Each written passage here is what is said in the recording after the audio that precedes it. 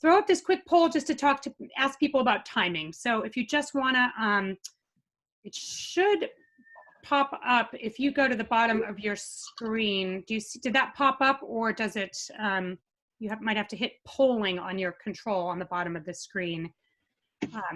We're just going to asking people if 11 o'clock is a good time.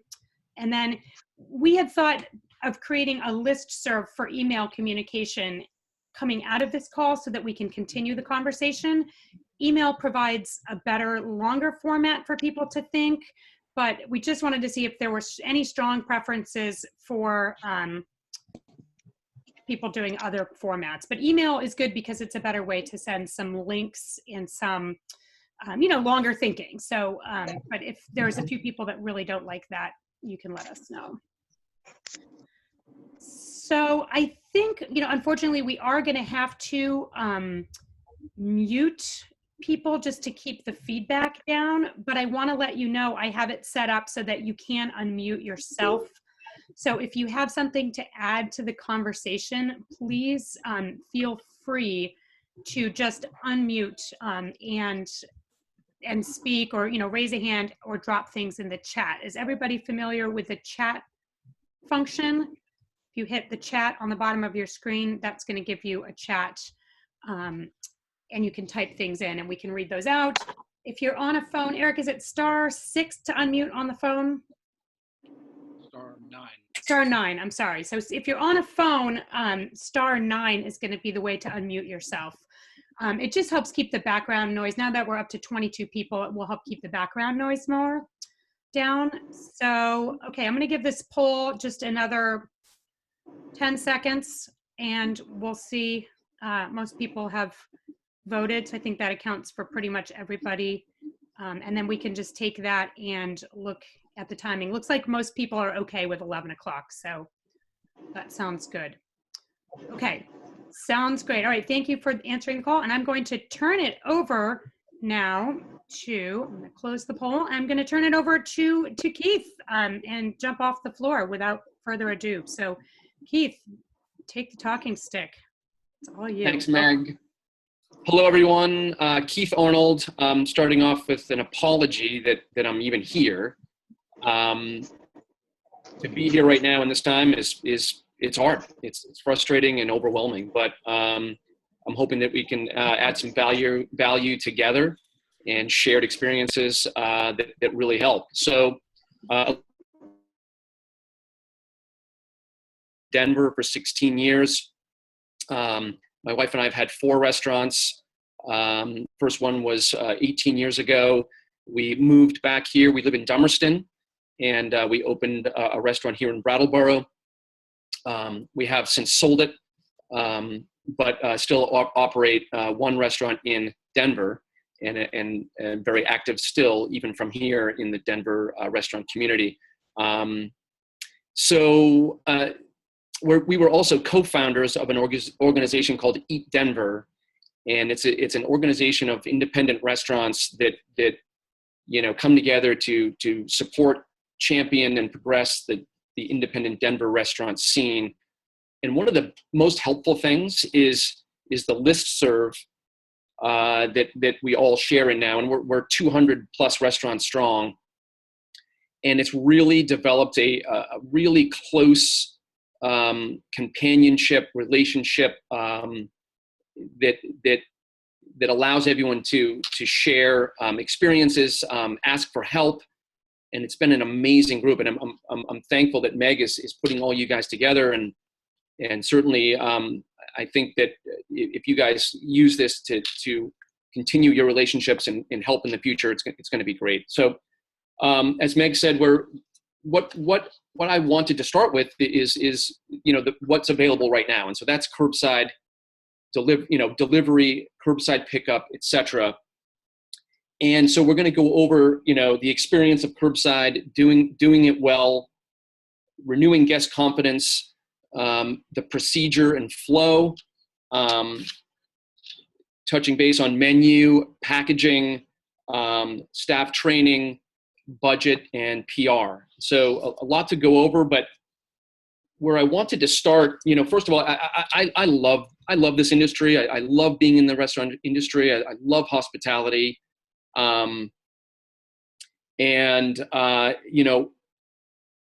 What we are up against right now is selling the curbside experience. So real quick, maybe just a show of hands of the people on video here, who has done curbside? So, okay, a few people have done it. And so my question, my thoughtful question to you all is, what are we selling? Are we selling food to go? Is that really what we're selling? Anyone? Oh, you got to unmute. Beer.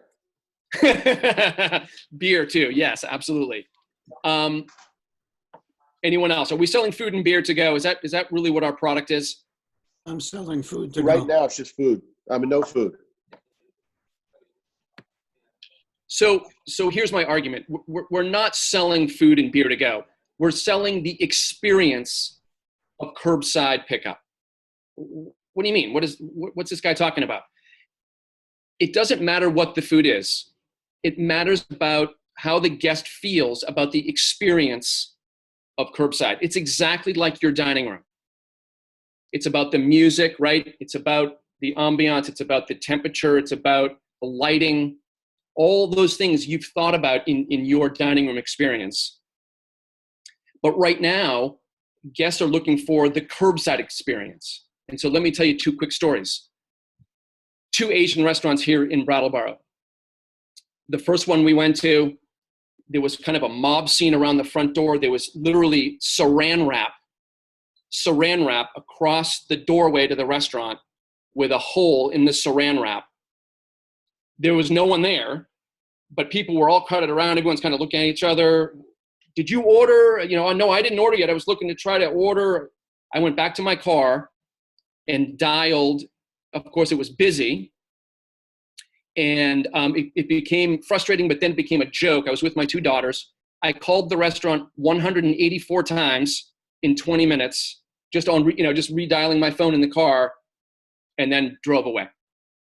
So that is, and this is a restaurant I've eaten at dozens of times. So it's not about the food, it's about the experience. That was a terrible experience.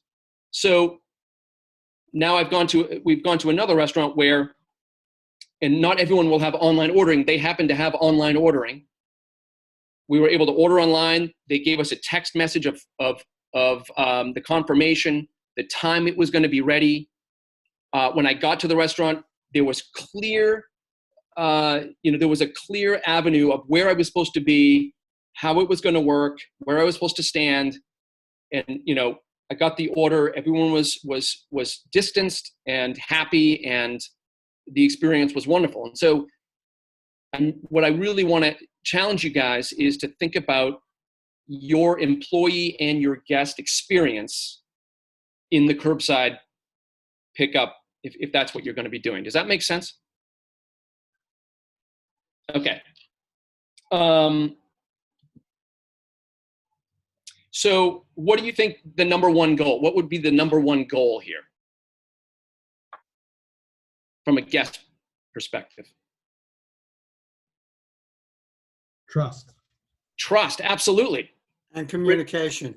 Definitely. So number one goal, renew guest confidence.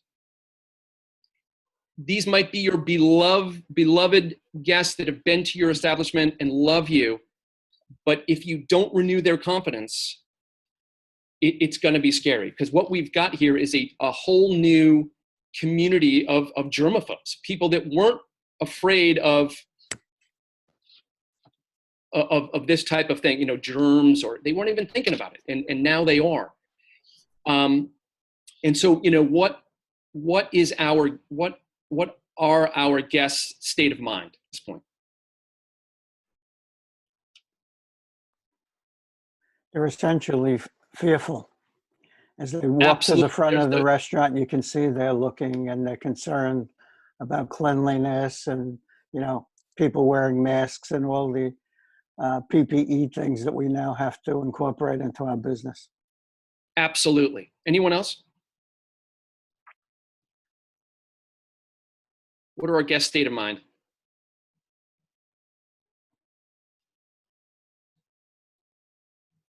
I think the fearful one is the obvious.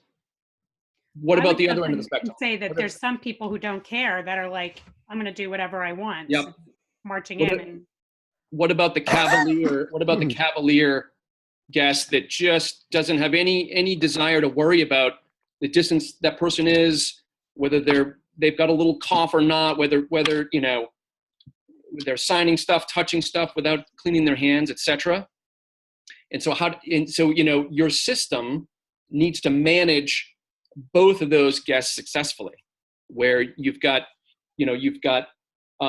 signs and cues on how it's going to go and where a person should be.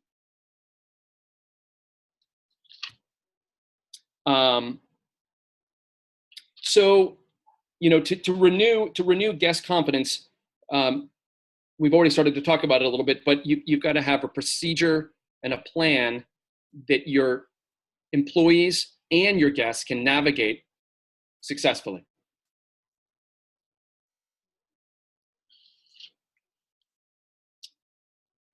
So internally, you've got to have, obviously, your ordering, packaging, and delivering process stated for your staff to feel supported and safe.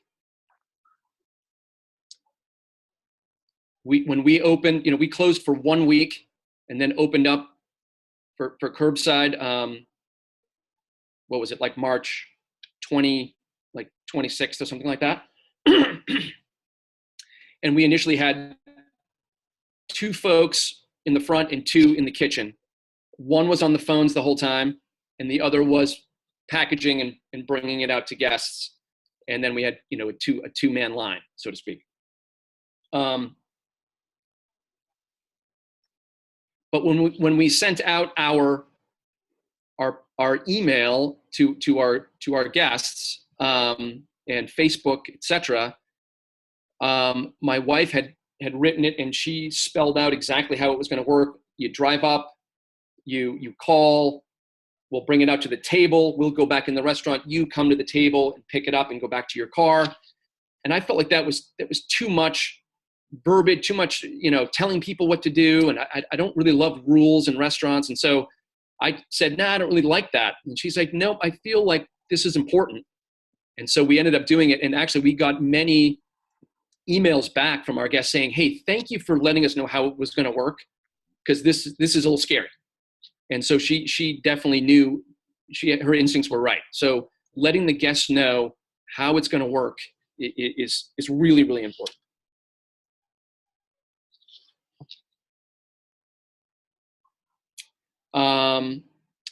Questions, comments at this point. Let's maybe stop a little bit and let some of you folks that have done it share some of your mistakes, share some of your successes. Anyone want to share? so I'll say, anyone, you can unmute yourself and jump in. Hi. Got me? Okay. So we've been doing this since day one. We have been, the night that they told us that we could do takeout, I stayed up all night. I got everything online. We did our takeout menu. We modified the takeout menu because we didn't want to have too much inventory, because we didn't know what to expect. And now we've been running our takeout weekly. We've been doing specials. We've been doing dinner specials. And what we're finding now is that not that people are tired of us, but we're like one of the only games in town, and we have our core group of people that order from us. I could always depend on, Mrs. whatever from New York to order, $100 worth of food for her family over the weekend. So we are now at that point where we've got all our mechanisms in place. People trust us. We have a great system where you tell me what color car you have, we come out and we deliver it to you. We've had people who have asked us to leave it on the sidewalk and they come pick it up. And unless something changes where we get more people, we're that's it for us. I mean, we're not going to be able to sustain, the few $100s of orders that we get on the weekends anymore. I'm in Fairfield County. We do a lot of takeout here. I mean, if I want to have Indian, I can have Indian. If I want Korean, I can have Korean. I can have whatever I want. And there are lines out the door for takeout food here. The Uber drivers are doing phenomenal work. I mean, people are eating out, but then you also have the poor people that don't want to do any kind of outside food. So unless Vermont has people coming through, unless we have the tourists, unless we have the second homeowners coming back, this is not going to sustain us. This is just not going to sustain. So that's, as far as, the mechanisms, we got that down. Everything is fine. We actually do have some people that do one at a time come into the counter, order, a cup of coffee, whatever, but it's kind of like scary unless we have an open door. I don't know. Thanks for sharing that. Anyone else have been another perspective or something that didn't work or something like that? Anything else? Yeah, hi, this is Sean Pusey with the Maple Leaf. Thanks so much for your insights so far. I think a lot of this is going to be the collaborative effort where we are pressure testing the good, the bad, and the super ugly. We have thankfully not closed since day one. I think a large part due to the technology we invested in a year ago when we opened.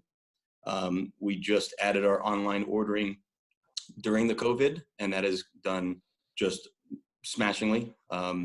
We now have to do throttling, and our program allows you to throttle orders. So all the analytics that I have in front of me on every day, every week, now we're getting hit. Basically, everyone wants to eat dinner between 5 and 7. That's not a shock, right? But how do we then, to your point, have a customer experience commensurate to someone's hunger and someone's ability or interest in coming back and revisiting? So now we've started to implement a little bit of a throttling. We got slammed over, thankfully, blessedly, on Mother's Day. So we had the best Sunday ever. And that really now kind of made us course correct a little bit, which I think is what we've all been doing. You can't steer straight when you're getting blown left, right, and center. But this throttling technique where people are very forgiving if you inform them and educate and set expectations. So for me, I think that's what we've been doing from day one, setting appropriate expectations for the consumer and the customer, and they're fine with it. A little bit of a wait, longer than expected, because everyone wants dinner at 6:30. People have been very, very open to that. But again, we're now starting to forecast how we're going to do this when we do open the doors. We have modified slightly with our curbside, because I started looking at my staff and I said, okay, if you put it in the trunk, that's fine. But if you put it in their driver's side door, you're actually inside the 6 feet. So what we've done is we're implementing a 6-foot zone in the front of the building, especially now that the weather's nicer, because we had our staff running across with umbrellas and everything at night. And it's not necessarily a safe environment, not crime-wise, but crossing streets and everything else. So we're now inching closer to having people enter the establishment, can't use the facilities, can't use anything else, but having little stanchions, little rows saying, this is John's, this is Joe's, this is Mary's, highlighting their name. Because we found that we were missing calls when the staff was running out to deliver it. So we're doing a little bit of modification there, but I'm already thinking about how our online ordering, we can have you come and sit, whatever the capacity might be eventually, and you only have to look at a menu. You just pull it up on your phone, so you're not touching anything else. Order, you'll be given your table number, it'll be on there, it'll be John, table 4. And now we'll know that it's not a delivery, but it'll be an in-house meal. So trying to be a little bit, forecasting of how we're going to be modifying. But again, I couldn't echo enough the customer sentiment. And we've also been doing, because of the online ordering, we've been doing weekly callbacks to thank people. I think that goes a long way, connect that loop. You have your reliables, so to speak, as Isabel was saying, but everyone loves to be appreciated. So we've really taken that to heart, because without the community, especially now, we wouldn't be what we are and making it through right now. So I'll stop there, but very, very interested to hear from others as well. Thank you. Excellent. Does anyone else feel strongly about a story real quick before we move on a little bit? I just have a quick question. out of curiosity, so when you say throttling, is that integrated with your software program so that it will automatically spit back to the customer a longer wait time? Is that what that is? Yep, that's exactly. You can either enhance your prep time of expectation, but if someone says, and a lot of people have been putting in their dinner orders at 2:00, and that's, but when 25 people do that, Joseph gets super slammed, and we want to at least set expectations. So that's what the notification would be. It's going to be a little bit more of a delay, and we always make a phone call if need be, just to, again, set those expectations. But yes, it's part of the POS platform. John, if you don't mind me asking, can you fill us in on what platform you decided to go with, just for anybody who may not have considered this as an option? Mm-hmm. Is there pros and cons to what you chose? Yeah, I did extensive research a year ago before we opened. There's kind of national leaders. This one is kind of a little bit in between on the price point, so it didn't break the hardware bank when you purchase it, but it has a lot of dexterity to it. My analytic dashboard that I can see not only minute to minute, every burger, every drink, everything, and then it does adjudication. So it's called Toast, Toast, and I work out of they're all different vendors that supply that brand. It is a national brand, but I work with a group out of Albany that their help desk is phenomenal. It's 24 hours, very user-friendly, and again, a pretty reasonable price point. The online ordering was only $50 to bolt on, and they gave us a COVID relief, I think 3 months free. So basically for $500 a year, this thing, and trust me, my entire staff is like, I wish we had this, 6 months ago. We didn't really need it then, but we can, God willing, when we get more volume, we can toggle that off. Say maybe you only have online ordering from Monday through Thursday, because Friday nights and Saturday nights, you may not be able to accommodate it, or limited. So you do have a lot of flexibility with that platform. And if anyone wants any other information, I'd be more than happy to relay it one-off, so we don't have to go, into too much depth. That's great, Sean. I'll echo the same thing. We use a product similar to Toast. It's called Breadcrumb. It's also an Apple iPad-based software, and we are an American farm-to-table concept, and so we are not prepared. We were not prepared to do curbside delivery pickup. That wasn't part of our business. We may do 2 or 3 orders a week normally, and so it was my staff that said, "Hey, Keith, isn't there some sort of online ordering capability?" I'm like, I have no idea, and I was resistant to it. I'm like, we've got a process that seems to be working. Well, I did look into it. Similarly, they gave us a 90-day free. It sounds very similar to Toast. And I will tell you, if you have the ability to do it, it absolutely changed our ability to execute. In fact, we went from 2 people up front to just 1, because when the guest orders, it literally rings right through and the ticket comes up in the kitchen. And so it's remarkably efficient, and it saved us a bunch of labor that way. So I know everyone's concept doesn't lend itself to having an electronic POS, but if you did and you could, it certainly is very efficient. So let's move on for now to menu and packaging strategy. We've already kind of heard a little bit, and I think you're probably knowing where this is going. Is there's some concepts that are ready. They've been ready. They're the go-to type of concept. An Asian type concept is one that comes to mind that people think of to go. It travels well. They've done it for years, and so that's a no-brainer. And you're that far ahead of the game if that's the case.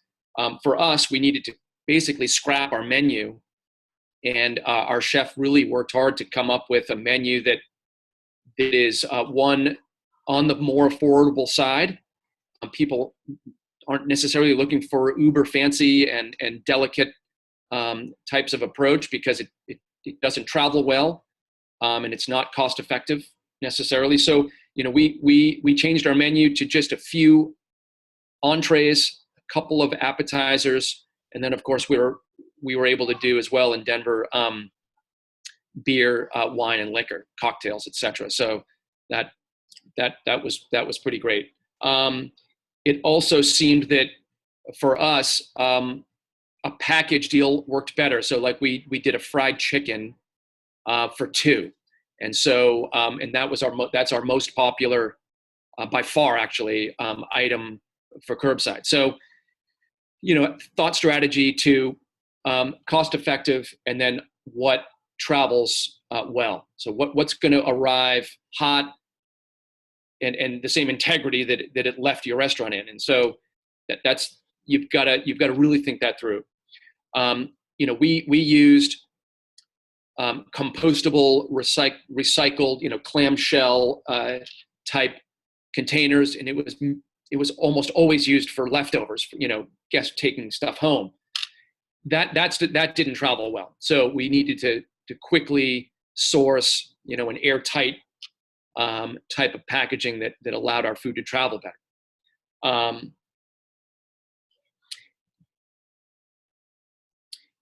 We're also about to do an add-on where you can order dinner, but you can also get something else to take home and bake, later. So trying to get that add-on business while your guest is there. Again, opening it up to the floor. Does anyone have success or failures in modifying their menu? What's worked? What hasn't worked?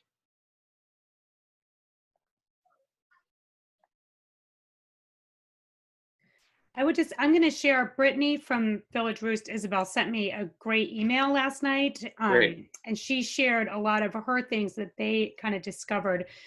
They've had, trouble because if your volume is down, you're going to be needing to consolidate your ordering maybe with a particular supplier, right? Just logistically. So she said they had to eliminate some items, even if they were favorites on their menu, because it required certain ingredients that they just weren't going to be able to easily order and keep in stock. So rather than sometimes having something and sometimes not having it, they made the choice to cut that off the menu.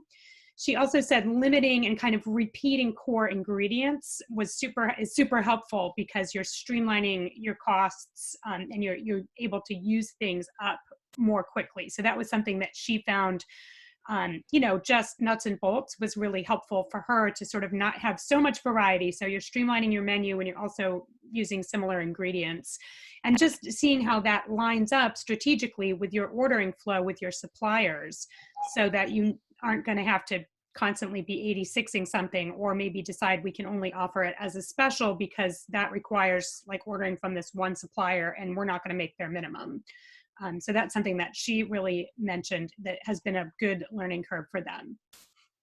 I think that's Dan just had nuts a and point. bolts food cost, but. Dan, did you have? Yeah, there you go. I had to change my menu because we're essentially a breakfast and lunch place. So we put on Italian specialties when we were talking about different platforms. We use Square as a stand. They have an add-on called Weebly, which takes everything that's on your desktop and puts it into a menu form where people can order online. So that's another option. It's also $12 a month, so it's even cheaper than anything else. And if you have Square already, to put that POS together also costs you nothing. So it's a bigger help as a way to go. We're probably going to have to change our hours because people who buy our dinner specialties come in the afternoon, and we're probably going to have to change our opening times and so forth. And opening will stay the same, but we have essentially two groups of people. People come in the morning for coffee and egg sandwiches and omelets, and then it slows down. But with the dinner options, because that seems to be what people are most interested in, other than their morning cup of coffee. We're probably going to have to change our hours to accommodate people more at dinner time.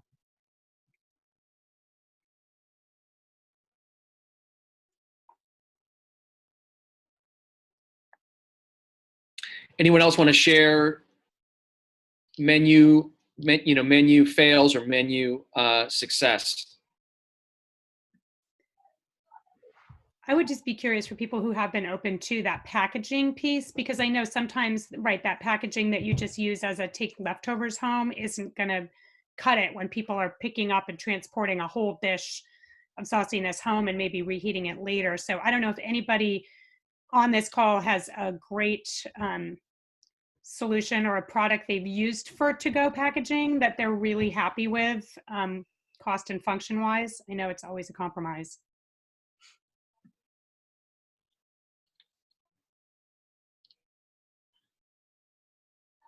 I guess just briefly, we haven't had any pushback. So I think for 2 months, going on 2 months that we've been doing it, it's served the purpose. It's still fairly reasonable. We do a biodegradable, but it's not the super cardboard. It has a little bit more rigidity to it, which tends to hold those sauces, etc. I will echo and stress, we pulled 3 things off of our menu. We didn't have to modify too significantly, but I really listened to my chef and said, you know, this is his product.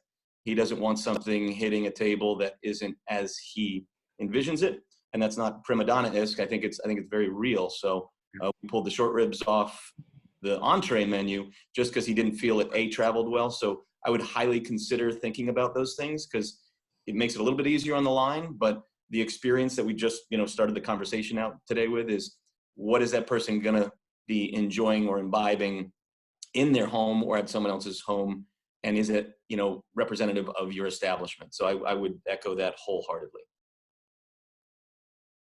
Great, Sean. Thank you. And so, moving on at this point to the next, thought, and you've heard some of this already, is, and it's going to be different for every concept.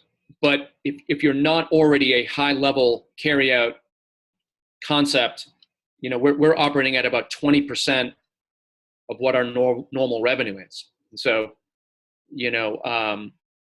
someone had mentioned earlier, that this is really not sustainable. And but for us, it sort of allows the lights to stay on. To pull back the curtain a little bit, we notified a fair amount of our vendors that we weren't going to be ordering from for our limited take-up menu, and said, hey guys, we're on hold, paying you our accounts outstanding at this point. And so we needed to preserve cash. They were all very willing to work with us, and as long as we communicated our plan, they were okay with us holding our payments for a little bit. And for example, our general manager and our chef have both worked for us for 14 years, which is incredible. And so, they're taken care of at this point. They've had their raises, they're on salaries, but that needed to be renegotiated. We needed to take that off the table. They're paid on an hourly basis now for their hours worked. Our chef isn't working 55 hours, a week. He's working like 20. And so, all of those things needed to be quickly changed. So this small income stream can work, can go farther. So, doing a budget, sitting down and, trying to make what a 20% income level looks like for your business is necessary. So, I'm certainly jealous that there's a noodle house down the street that is just has a line 2 blocks long. From the second they're open to the second they close, it's as fast as they can get food out, and that's not us. So you got to do with what you have. So the last piece is a little touch on the PR. Getting the word out to your community that you're open, what food you're doing, and then of course to circle back, what your procedure is, not only what your food and event is, but also what your safety procedure is in doing curbside. Also triple checking the verbiage of what you're putting out. So for example, there was a restaurant in Brattleboro that announced, we're open May 1st. That's really all it said. And people were like, what? How is this guy opening his restaurant? What does that mean? And he got a lot of, like, as you can imagine, a lot of inquiries of people going, you can't do that. What are you talking about? And all he was trying to say was he was open for curbside pickup May 1st. And so he thought that was obvious, but in this day and in this time, you've got to be clear what we're talking about. So, and the other example was, you may have had other jingles or other things that you've used in the past in your PR. There was one example of, like, what are you waiting for? Get in here. Like, that kind of message, it probably isn't appropriate right now. So just double check the way you're putting out information to your community of what you're doing and how you're open. Just make sure the message is right for what we're doing. To kind of circle back, I really felt like the biggest takeaway in this is getting our heads around how a guest feels about the experience of curbside for your concept, your business. So, any other questions or comments or stories that you've been holding on to?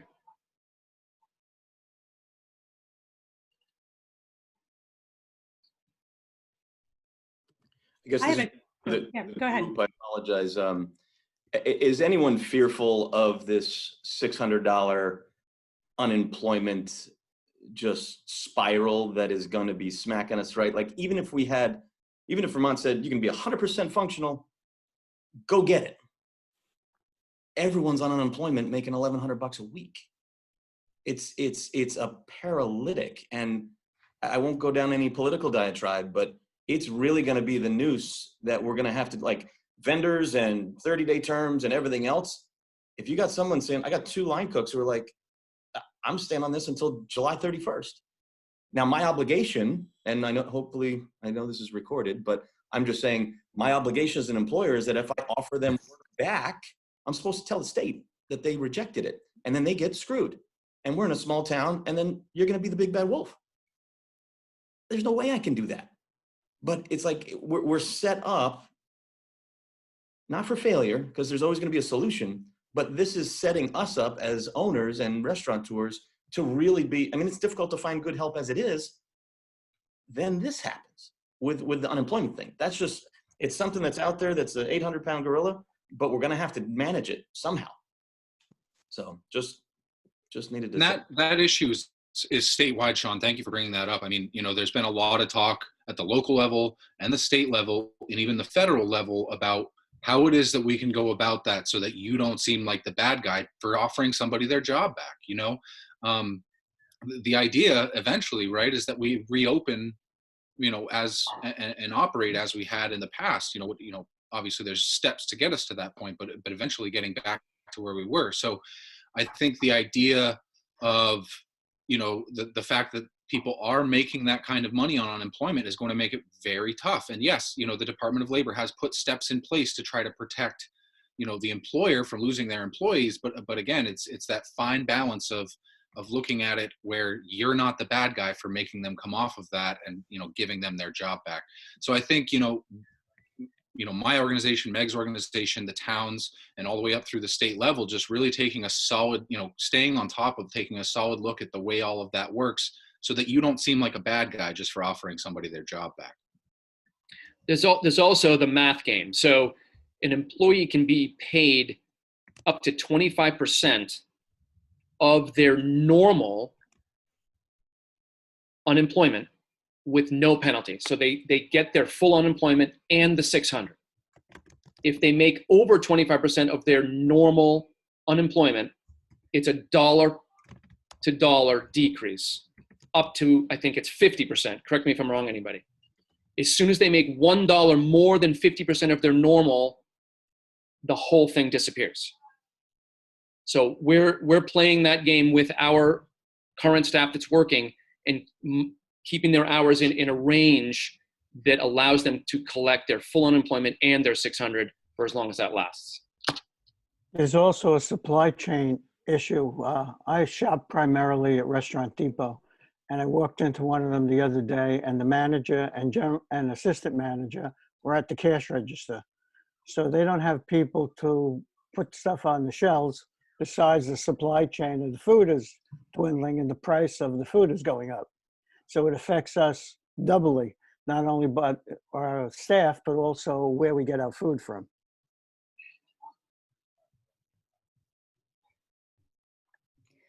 I'm just going to jump in quickly and say I just shared some links in the chat if you open the chat, and we'll email these out to everybody. I want to reiterate, if you're not getting regular emails from either the Chamber or Wilmington Works, would you please shoot an email either to eric@visitvermont.com, or you can send it to me, wilmingtonworks@gmail.com, to make sure we have your contact information. I think most of you, if you heard about this call, you're probably getting our emails, but if you're not on our list, please do shoot us an email so we have you, and we will share these links. They're just some various things that sort of circulating, as other communities have opened. There are, restaurants have developed guides, and that was really interesting. This one that Keith shared from Black Sheep Restaurants, that's a restaurant in Hong Kong. So a very different situation, but they were, sort of, this is what has been evolved ahead of us. And so I think there's a lot of good thinking that we can all draw on in just researching and seeing what other people have done.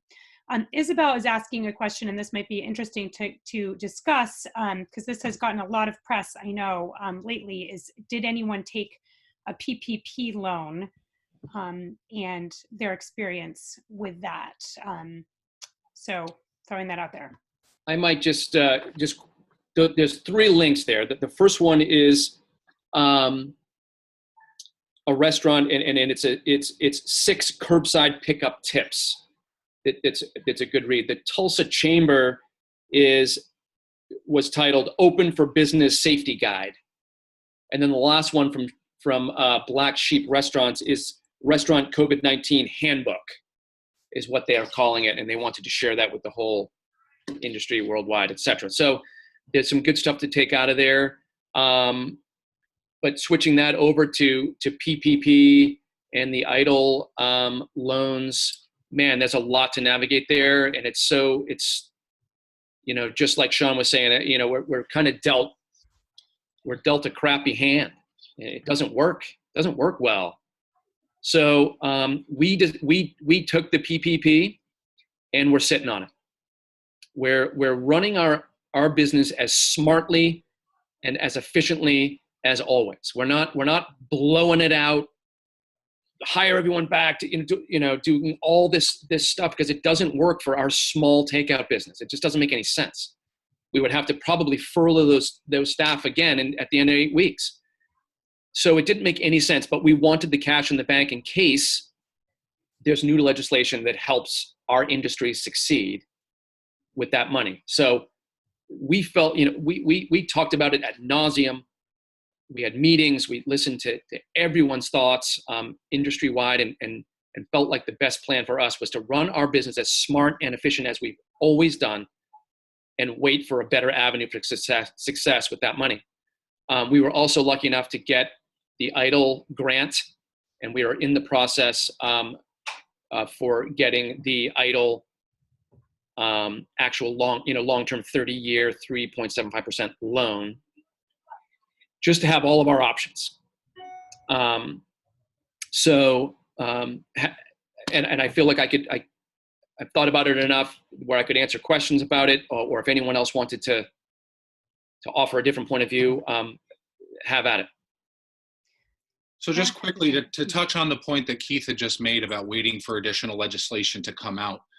Yesterday, we shared a letter that was signed by Senator Leahy, and it's also being discussed by our other federal legislators and Bernie Sanders and Welch. It's being discussed at a state level as well with our local representatives in the House.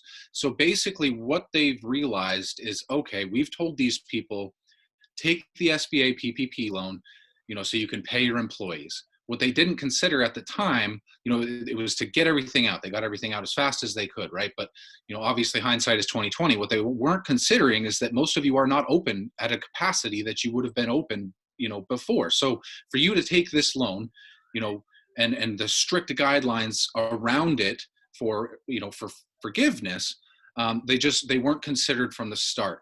So the letter we shared in the email yesterday, you can either, if you didn't see the email in your email, you can actually see those all on visitvermont.com. The one posted from yesterday has that letter from Senator Leahy. Number one, asking the SBA and the Treasury to extend the terms of when that money would need to be spent. And then also to raise the amount from, I think right now the amount that you're allowed to spend on non-payroll was 25%.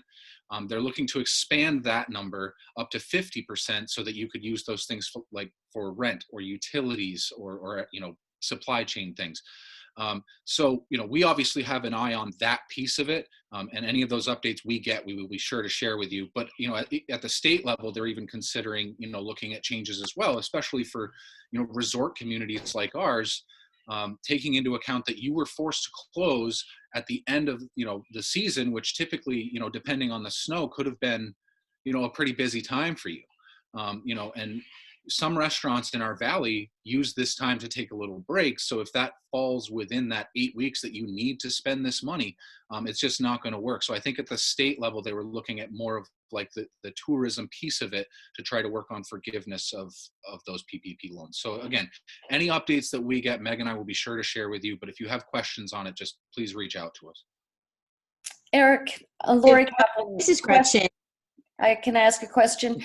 I was granted the PPP with the second round of money came through, and I, like Keith, did not take it because my payroll is so much higher in the winter than it is in the summer, and it would be impossible for me to meet the terms.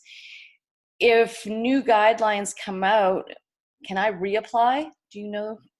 I had this conversation with Deb Boudreau because when I was trying to decide whether to take it or not, she was like, absolutely do not, you're not going to be forgiven. And she couldn't answer whether you could reapply. And I read something, and I'm not sure where, it was probably on PPP guidelines, that said you could adjust your application, but I had already declined the loan. So I'm wondering if when things shift around that might be more beneficial to me, can I reapply?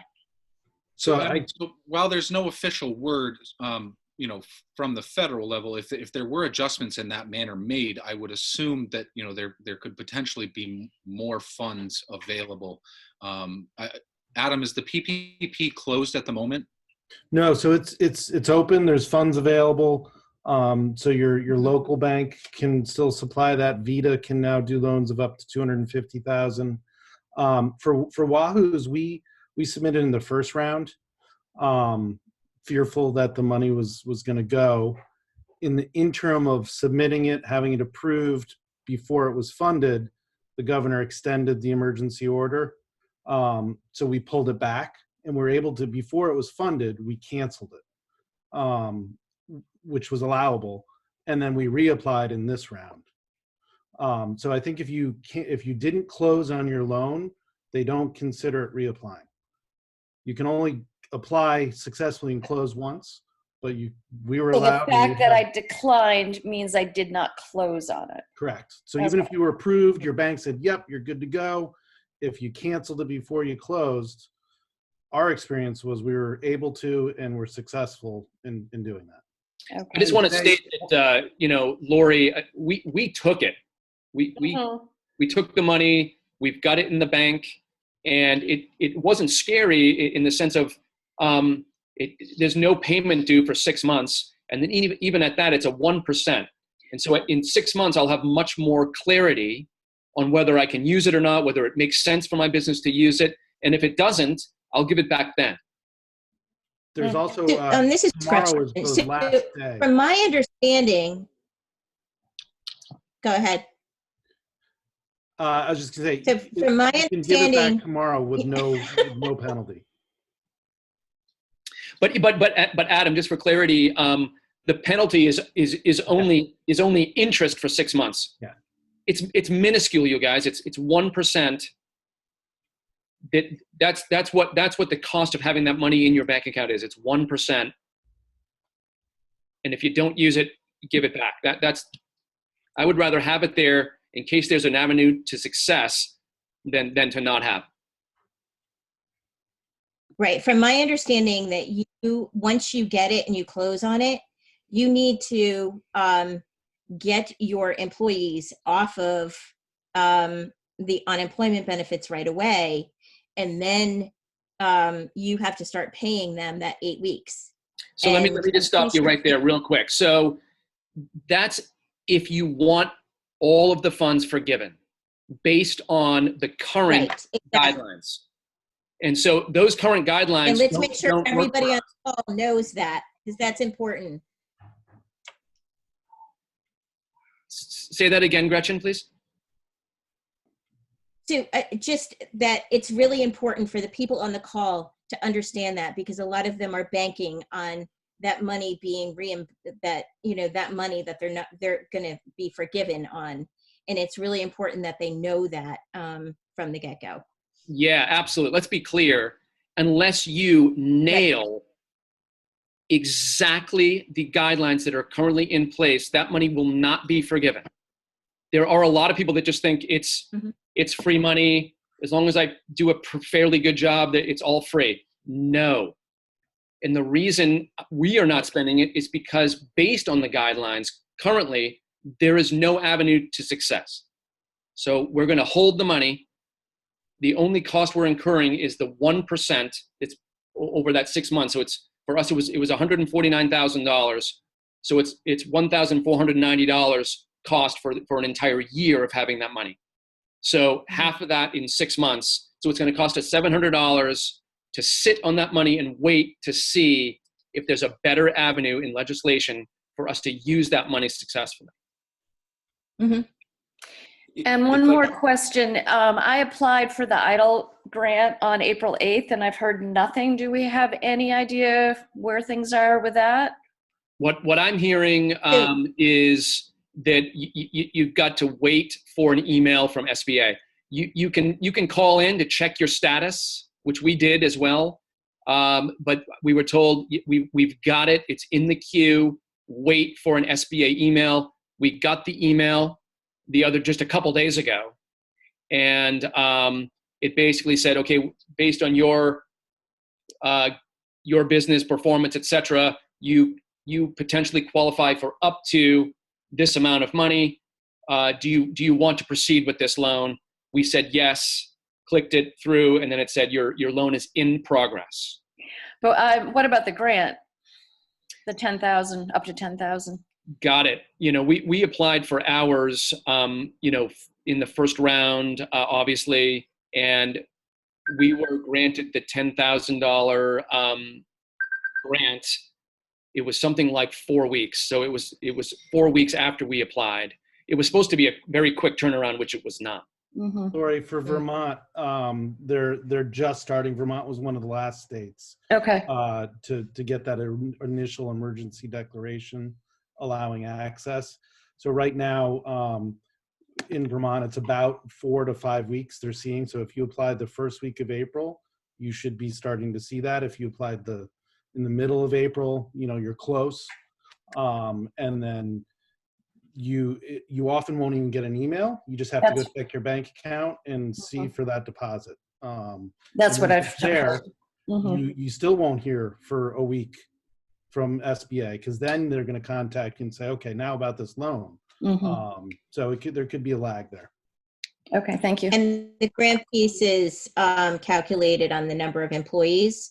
Right. And I have talked to several people who got notification over the last few days about the EIDL. Thank you. If I could just interject one thing about the PPP, I was thankfully to have it funded about 10 days ago, but also I operate my wife's medical practice here in New York. So we got it for both practices. Ironically, the restaurant piece is what none of the politicians had a clue about. But like my wife's practice, we've got four staff and my wife, and rent and everything else, we're not going to have a problem with that being 100% forgiven. To Keith's point, being very creative, but being very much I have everything online and auto pay. Well, now I'm doing all check. So I have COVID check, PPP payment for the $1,500 for electric, to Green Mountain Power, et cetera, et cetera. I also put all the money into an online fund. So here's the joke to the government. I'm getting 1.75 through an Amex online savings account, and they can go screw. So be smarter, work smarter, not harder. You can put your money somewhere. I would say don't put it in the bank because you're going to get 0.0. But there's a lot of online vehicles that allow you instant access to your funds if you need to pull from it. So we did that with both my wife's practice and the Maple Leaf. Smartest thing you could do. So to not go for the money, there's better ways that you can approach it. So I would really encourage you, Lori, to go back for it and use and you got to put the cookies in the cookie jar and don't touch them, but be very, very prudent with it. But you can actually make money off of this venture. Not a lot, but it can at least cover it. All right. And the one thing I did see about 2 days after I put my application in is that there was an amendment to the PPP application guidelines that you could, for seasonal businesses, that you could put in a 12-week period that was more realistic to what your business levels and staffing levels would be. So I would assume that I could go back in and try to adjust that. Is there anyone that took the PPP that's trying to, that it fit well for their business and they're trying to get the whole thing forgiven correctly? Well, yeah, we did. We took the PPP, and we are working with my accountant, seeing how we could make it forgiven. And we did get the EIDL loan on the EIDL grant on the same date. So we were lucky enough to get those two pieces. I mean, it's not a heck of a lot of money, but it will help depending upon what's going to happen past these 8 weeks. Has anyone heard anything about like when outside seating is going to be allowed at all? Any kind of feelings about that? So I will say we're waiting to hear from the governor. So I imagine he needs to make some kind of statement as to the extension of the stay home, stay safe order this week because it expires on Friday. So he did make a large announcement yesterday about lodging. I don't know if people saw that, where basically lodging can open May 22nd, but only for people who have been in Vermont. So we're not opening the doors to out-of-state lodging as of yet. So there was no mention made of restaurants. So there's also, retail. As we know, retail can have a limited opening starting next Monday, and that's restricted to 25% capacity for shops. So we've been having that conversation with the retailers in Wilmington. I think there are many who will be open for Memorial Day weekend, but not all. And we're working on signage for them. And we did create some signage that will be available for any business that wants it, that just shares basically the recommendations, around social distancing and mask wearing without saying anything as a requirement, and also has a spot where you can indicate your occupancy for your building. So we'll have those back from the printer, willing to share that with anybody, any business who wants them. We may need to do something more specific for restaurants down the road, but we did, with the Chamber of Wilmington Works, produce those, and we're printing them so that everyone can have uniform signage so that no one has to be, the bad guy, essentially. We'll have that out. So we'll keep our ears peeled. Yeah. And just to touch on what you were saying there. So when the governor spoke on Monday, even though there was no large announcements about, changes to the policies in restaurants at the moment, he did mention in passing, the possibility of, socially distanced outdoor seating. So I know that it's a part of the conversation on the state level. And I think that we will see an announcement about it, shortly, within a week or two. I think it's just, like Meg said, we're really just waiting for that guidance from the state level to tell us, when and how that can happen. On a local level, is there any possibility, because some zoning issues are involved, some people obviously have outdoor seating now that they would love to use, and some people have the ability to do outdoor seating, and of course some people don't have any possibility of it. Are we going to be encumbered by Wilmington and Dover with zoning that are not going to allow us, or they're going to give us a chance to make a living. So So- Meg and I had discussed, you know, the potential of an expedited permit, you know, for you guys to, you know, that would kind of address some of the zoning issues as well as some of the other permitting issues to allow you to move your business outside. Meg, what were you going to say? I'm sorry. Well, I was just going to say, I happen to be on the planning commission in Wilmington, so we are working with that because in Wilmington, it's really just if you're in the downtown area, so the village or the historic district where that is an issue. I know Eric Trites at the Roadhouse is setting up his area, and he was able to just get an administrative permit through the zoning administrator. So in Wilmington, the only Actually, there's no such thing as an administrative permit, so it's not a permit. That is excluded. Anything outside of the village district is excluded from that. It's structure because you have to have it fenced in, especially if you're serving alcohol. You need to make sure that you're 25 feet off of the roadway, and you need a different type of liquor license if you haven't served outside before. So I would just, make sure that you contact the zoning administrator in your respective towns and have a conversation about it before you do it. And we are trying to work on for the village district, which everything requires DRB approval to get that exempted. So we're working on it so that in Wilmington. So I would, if you're in Dover, contact contact your town office and ask them what the rules are around that and for the permitting, just to be clear so that And I will say in the village district in Wilmington, where anything would have to have DRB approval, we're trying to relax that so that it's not, that will not be necessary on a temporary basis. We'll see how that goes. We're taking it through the channels. We also have mentioned this to our legislative delegation to see if there may be, the way there was a rule change for alcohol to be consumed off premise, there may be a way that on a state level they could create something around this that would temporarily bypass municipal zoning. I don't know if that's possible, but it has been mentioned to those people. So it is a little bit after 12. So I think we're going to get ready to wrap up. Keith, do you want to just touch on kind of our follow-up calls? Our thought is to give everybody a break next week as people may be making new plans and changes ahead of a holiday weekend. And so that our next meeting would be in 2 weeks, and there'll be sort of hopefully a new set of issues to address by then, as maybe we will have more information about outside dining and thinking about how that will work. Yes, Adam. Just before Keith closes, I've been splitting my time between listening to the governor in this meeting, and he just shared that we're not seeing any restaurants for anytime soon. So did he say anytime soon? He just said certainly not Not willing to give a date. Okay. So now we know that. So we're thinking, our thought was that people who had been completely closed, may have some thoughts about returning for curbside and such to test the waters over a holiday weekend. So our thought was to reconvene this call in 2 weeks. And maybe by then we might have more information or a date and talk about the upcoming, other issues. So Keith, do you want to just sort of share what our next topic would be? Yeah, absolutely.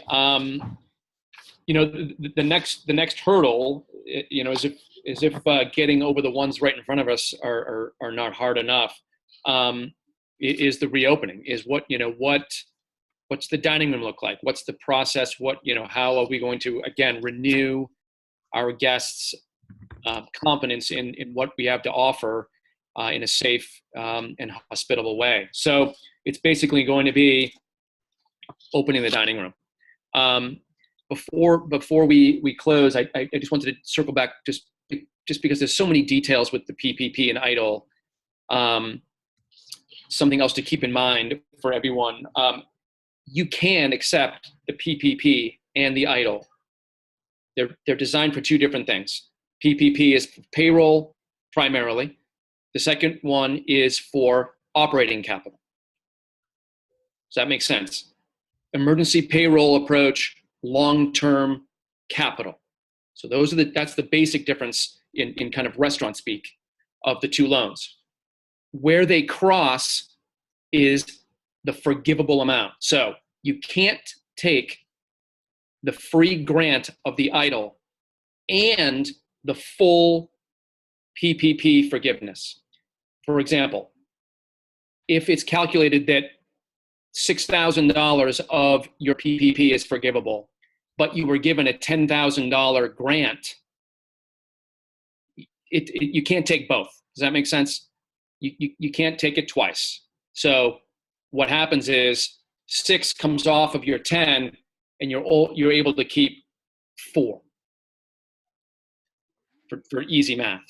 Number 2, they just came out with not long ago, if you do offer a full-time equivalent employee their job back and they decline, you can use their payroll dollars towards your forgivable calculation.